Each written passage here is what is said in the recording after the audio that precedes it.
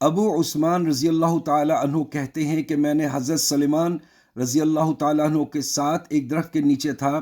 انہوں نے اس درخت کی خشک ٹہنی کو پکڑا، اس کو حرکت دی جس سے اس کے پتے گر گئے۔ پھر مجھ سے کہنے لگے کہ اے ابو عثمان، تم نے مجھ سے یہ نہ پوچھا کہ میں نے یہ کیوں کیا؟ میں نے کہا بتا دیجئے کیوں کیا؟ انہوں نے کہا میں ایک دفعہ حضور صلی اللہ علیہ وسلم کے ساتھ ایک درخت کے نیچے تھا۔ آپ صلی اللہ علیہ وسلم نے بھی درخت کی خشک ٹہنی کو پکڑ کر اس طرح کیا تھا جس سے اس ٹہنی کے پتے جھڑ گئے تھے۔ پھر حضور صلی اللہ علیہ وسلم نے ارشاد فرمایا تھا کہ سلمان پوچھتے نہیں کہ میں نے اس طرح کیوں کیا؟ میں نے عرض کیا کہ بتا دیجئے کیوں کیا؟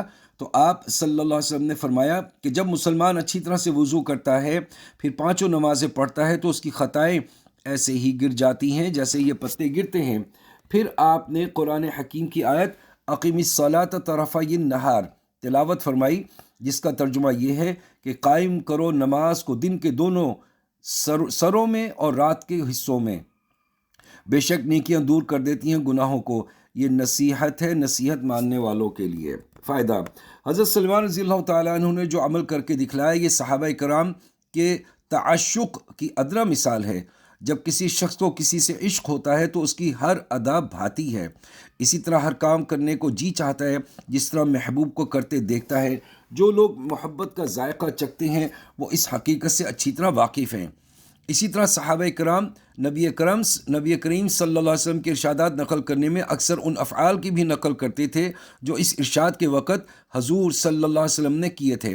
نماز کا اہتمام اور اس کی وجہ سے گناہوں کا معاف ہونا جس کثرت سے روایات میں ذکر کیا گیا ہے، اس کا احاطہ دشوار ہے۔ پہلے بھی متعدد روایات میں یہ مضمون گزر چکا ہے۔ علماء نے اس کو صغیرہ گناہوں کے ساتھ مخصوص کیا ہے جیسا پہلے معلوم ہو چکا ہے، مگر احادیث میں صغیرہ کبیرہ کی کچھ قید نہیں ہے، مطلق گناہوں کا ذکر ہے۔ میرے والد صاحب رحمۃ اللہ علیہ تعلیم کے وقت اس کی دو وجہیں ارشاد فرماتے تھے۔ ایک یہ کہ مسلمان کی شان سے یہ بعید ہے کہ اس کے ذمے کوئی کبیرہ گناہ ہو۔ اولاً اس سے گناہ کبیرہ کا صادر ہونا ہی مشکل ہے، اگر ہو بھی گیا تو بغیر توبہ کے اس کو چین آنا مشکل ہے۔ مسلمان کی مسلمانی شان کا مقتضا یہ ہے کہ جب اس سے کبیرہ سرزد ہو جائے تو اتنا رو پیٹ کر اس کو دھو نہ لے اس کو چین نہ آئے۔ البتہ صغیرہ گناہ ایسے ہیں کہ ان کی طرح بسا اوقات التفات نہیں ہوتا اور ذمے رہ جاتا ہے، جو نماز وغیرہ سے معاف ہو جاتے ہیں۔ دوسری وجہ یہ ہے کہ جو شخص اخلاص سے نماز پڑھے گا اور آداب اور مستحبات کی رعایت رکھے گا، وہ خود ہی نامعلوم کتنی مرتبہ توبہ استغفار کرے گا، اور نماز میں التحیات کی آخری دعا اللہم انی ظلمت نفسی میں تو توبہ اور استغفار خود ہی موجود ہیں۔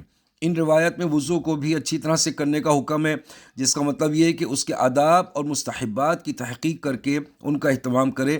مثلا ایک سنت اس کی مسواک ہے، جس کی طرف عام طور پر بے توجہی ہے، حالانکہ حدیث میں وارد ہے کہ جو نماز مسواک کر کے پڑھی جائے وہ نماز اس نماز سے بلا مسواک جو پڑھی جاتی ہے 70 درجے افضل ہے۔ ایک حدیث میں وارد ہے کہ مسواک کا اہتمام کیا کرو، اس کے 10 فائدے ہیں۔ نمبر 1، منہ کو صاف کرتی ہے، اللہ کی رضا کا سبب ہے، شیطان کو غصہ دلاتی ہے۔ مسواک کرنے والے کو اللہ تعالی محبوب رکھتے ہیں، فرشتے محبوب رکھتے ہیں، مسوڑوں کو قوت دیتی ہے، بلغم کو قطع کرتی ہے، منہ میں خوشبو پیدا کرتی ہے، صفرا کو دور کرتی ہے، نگاہ کو تیز کرتی ہے اور منہ کی بدبو کو زائل کرتی ہے۔ اور سب سے علاوہ یہ کہ یہ سنت ہے۔